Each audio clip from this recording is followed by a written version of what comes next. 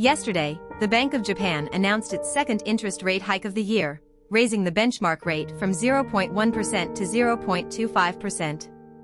This hike effectively stabilized the exchange rate, and the funds that had been shorting the yen have mostly withdrawn their trades, with some investors even considering buying yen.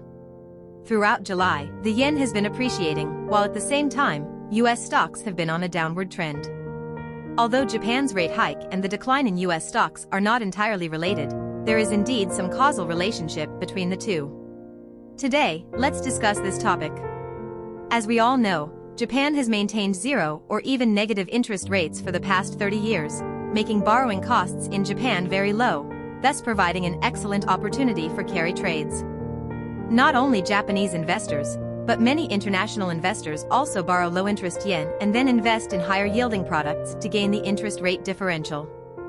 For example, as many of you know, Warren Buffett, in recent years, borrowed yen at about a 0.5% interest rate and then bought stocks of Japan's 5 major trading houses with a dividend yield of 5%. This means he borrowed at 0.5% and earned a 5% return, which is essentially making money effortlessly.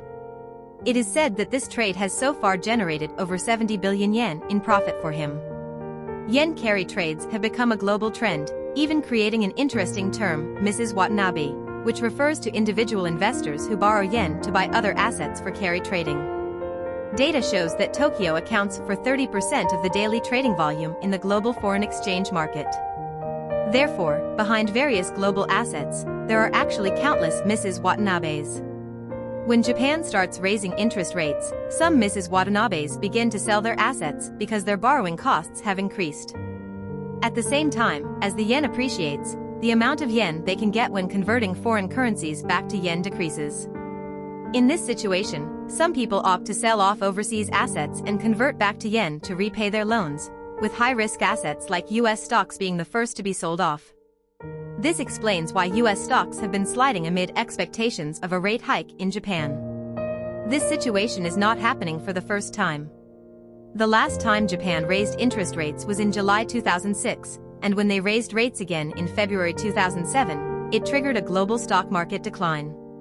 At that time, financial magnate George Soros pointed out that the sell-off by Mrs. Watanabe was the main cause of this stock market drop.